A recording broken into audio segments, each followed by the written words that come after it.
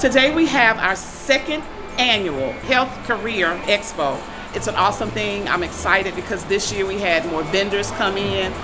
The children are excited. I was walking around and I heard some of the questions the students was asking them, and I was just so amazed. So I'm excited for this opportunity that Mr. Wise birthed and brought to fruition here at Kelly Mill, and it's a wonderful experience for the students. Today, we're part of you actually get to be part of the Medical Careers Expo here at Kelly Mill Middle School.